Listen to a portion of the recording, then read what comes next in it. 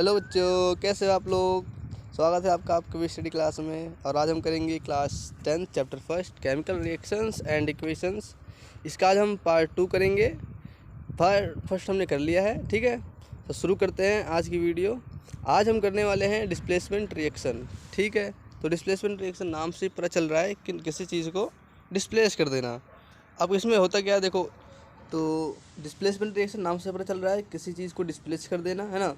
तो in this type of reaction a higher reactive element displace a low reactive element. इसमें जो होंगी higher reactive element होंगी, जो ज़्यादा रिएक्टिव होंगी, वो कम रिएक्टिव एलिमेंट को डिस्प्लेस कर देंगी। जैसे ऊपर मोस्ट रिएक्टिव एलिमेंट देखो लिखा हुआ है, ये कम रिएक्टिव एलिमेंट, जैसे कि नीचे कॉपर मरकरी है, इनको डिस्प्लेस कर सकते हैं, है ना। हाइड्रोजन के ऊपर वाले नीचे वाले को डिस्प्लेस कर सकते हैं, लेकिन नीचे वाले ऊपर को डिस्प्लेस नहीं कर सकते हैं।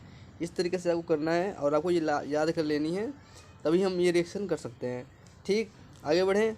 तो आगे बढ़ें उससे पहले आपको याद ही कर लेना है। तो अभी तो ये मैंने दे दिया है, लेकिन आपको याद करना है, ठीक है। तो ये जो इसमें देखते हैं, जो आयरन है और कॉपर सल्फेट का सॉल्यूशन है, आपको इन दोनों को टेबल में देखना है। तो आप देखो, ये आयरन कहाँ आ रहा है, आयरन यहाँ आ रहा है, ठीक है, लीड के ऊपर। और जो ये कॉपर है ये नीचे आ रहा है। अभी मैंने आपको बताया था, जो हाइड्रोजन के ऊपर वाले होते हैं नीचे वाले को डिस्प्लेस कर सकते हैं ना, और जो नीचे वाले हैं ऊपर वाले को डिस्प्लेस नहीं कर सकते।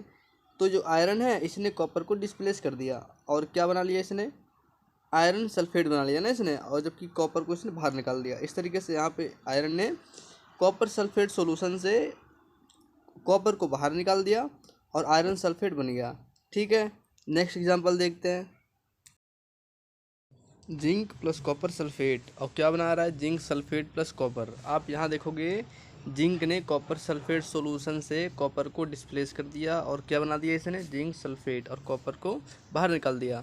अब इस टेबल में देखो आप, जिंक कहाँ आ रहा है, यहाँ आ रहा है आयरन के ऊपर, है ना, और कॉपर तो वहीं पे है हाइड्रोजन के नीचे। तो ऊपर वाले नीचे को डिस्प्लेस कर सकते हैं।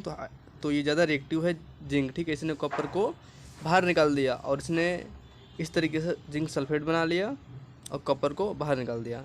नेक्स्ट देखते हैं examples, copper plus sodium sulphate. अब देखो यहाँ पे नो रिएक्शन हो रही है, क्यों हो रही है, आप टेबल में देखोगे ना, तो कॉपर देखो नीचे आ रहा है और सोडियम सबसे ऊपर आ रहा है ना। तो कॉपर की इतनी हिम्मत नहीं है, ये लेस रिएक्टिव है, तो ये इसको हटा नहीं सकता सोडियम को। तो यहाँ पर इस तरीके से नो रिएक्शन आएगा। आई होप आपको ये डिस्प्लेसमेंट रिएक्शन समझ में आया होगा।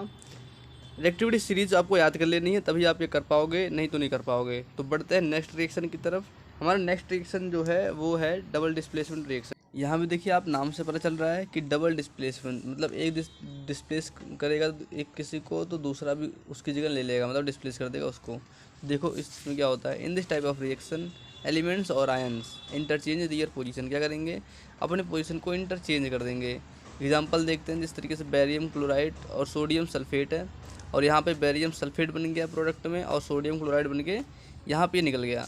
अब आप देखोगे ना, बेरियम क्लोराइड जो है, इसमें बेरियम ने क्या कर दिया, सोडियम को डिस्प्लेस नहीं करा, सोडियम ने जबकि बेरियम को डिस्प्लेस करा है ना।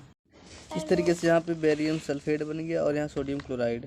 और जो बेरियम सल्फेट है ना, ये क्या है, ये प्रेसिपिटेट है, और इस तरीके से प्रेसिपिटेशन रिएक्शन भी कहते हैं।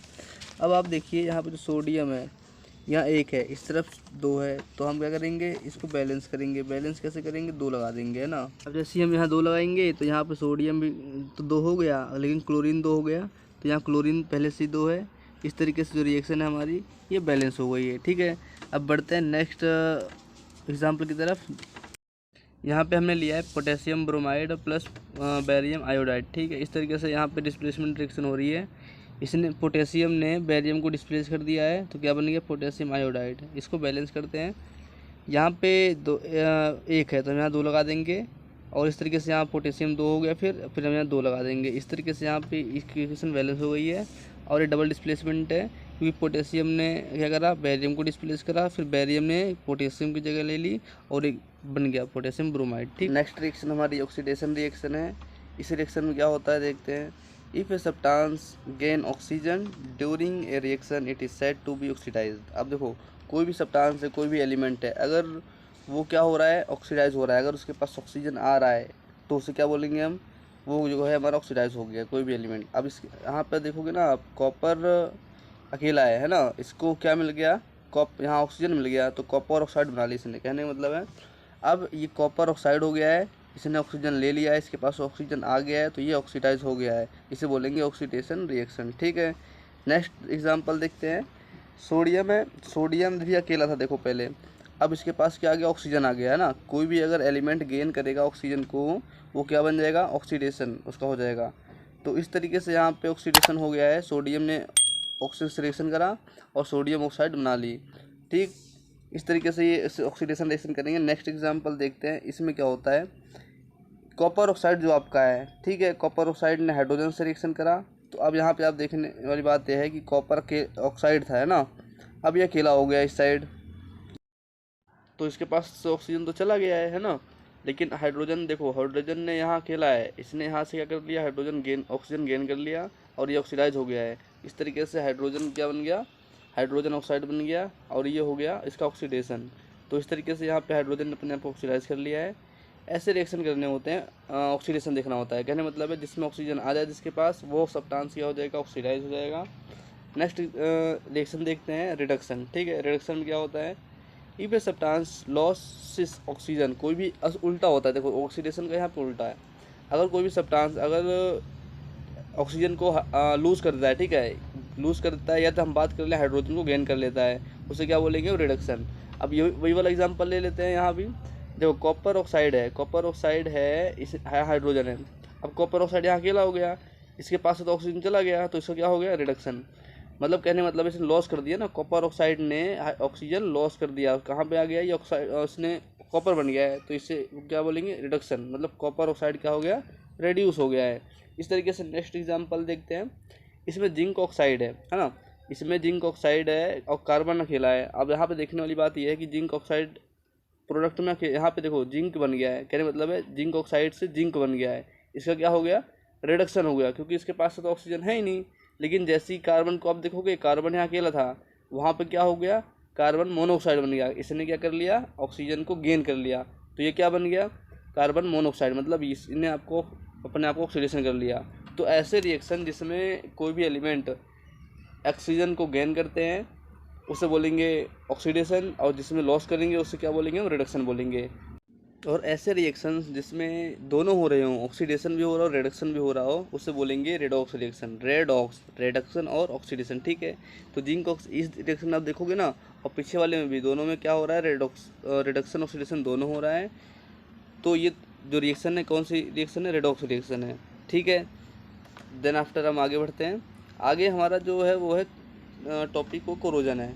कोरोजन में देखो क्या होता है, जंग लगना, है ना। जंग लगना, देखो आप लोहे को देखते हो, जंग लगता है, नमी में रख दो तो जंग लग जाता है। लोहा और कोई भी मतलब मेटल हो, कोई भी एलिमेंट हो, कार का जंग लगना, है ना, ये सारी चीज़ें किस में आती है, कोरोजन में आती है, जिसमें जंग लग जाते हैं। तो इसकी डेफिनेशन क्या है, when a metal is attacked by substance such as moisture, acids etcetera, it is said to be corroded and this process is called corrosion. कहने का मतलब है कोई भी सब्सटेंस अगर उस पर मॉइस्चर या नमी आ गई हो, एसिड का अटैक हुआ हो, तो इन सब जो प्रोसेस है उसको क्या बोलेंगे, हम कोरोजन बोलेंगे। ठीक है, और नेक्स्ट देखते हैं रेंसिडिटी। रेंसिडिटी क्या होता है, देखो अभी आपने खाना का बहुत देर से रखा हुआ है, गर्मियों में अगर 24 घंटे ज़्यादा हो जाता है, खाना ख़राब हो जाता है ना। इस तरीके से अगर फ्रेश ब्रेड है, वो भी क्या होता है, उसका टेस्ट एक टाइम पे चेंज हो जाता है, स्मेल से आने लगती है। और अगर लेस की हम बात करें, जितने भी ये होते हैं चिप्स, इसमें अगर इसको अगर थोड़ी देर के लिए हाँ छोड़ दिए तो उसमें हवा लग जाता है ना, तो ये भी खाना, इसका टेस्ट चेंज हो जाता है। मतलब जिसमें टेस्ट चेंज हो जाता है, कोई भी खाना अगर फ्रेश है, अगर थोड़ी देर के लिए उसे रख दें और उसका टेस्ट अगर चेंज हो जाता है, उसे क्या बोलेंगे, रेंसिडिटी। तो when fats and oils are oxidise, कहने मतलब है उसको अगर उसका ऑक्सीडेशन हो जाता है ना, उसको हम क्या बोलेंगे, रेंसिडिटी बोल देंगे, क्योंकि ऑक्सीडेशन की वजह से ही उसमें चेंजेस आए हैं ना, रिएक्शंस हो गए, उसमें ऑक्सीडेशन हो गया उसका। तो उसमें जब हवा लग जाता है चिप्स में, तो वो क्या ऑक्सीडाइज हो जाता है और उसका चेंज हो जाता है टेस्ट। ठीक है, तो ऐसे प्रोसेस जिसमें चेंज हो जाता है स्मेल, किसी भी चीज़ का टेस्ट भी चेंज हो जाए, तो उसे क्या बोलेंगे, रेंसिडिटी बोलेंगे। तो आपको पता है जो चिप्स वगैरह होता है, इसमें वो भर जाते हैं, गैस भर जाती है ना, थोड़ा सा ही रहता है चिप्स, लेकिन उसमें गैस भर देते हैं। और वो जो गैस होती है ना, वो पता है वो कौन सी होती है, नाइट्रोजन होती है। नाइट्रोजन पता है आपको इसलिए भरते हैं, नाइट्रोजन इसलिए भरते हैं ताकि उसका जो है ऑक्सीडेशन ना हो, और वो उस जो हम आपको जो फूड है, चिप्स है, उसका रेंसिड होने से बच जाए, रेंसिडिटी होने से बच जाए। तो आई होप आपको ये वीडियो पूरा समझ में आया होगा। और नहीं आया होगा प्लीज़ कमेंट करें, उसकी भी क्वेरी आएगी, आपको ज़रूर उसका आंसर मिलेगा।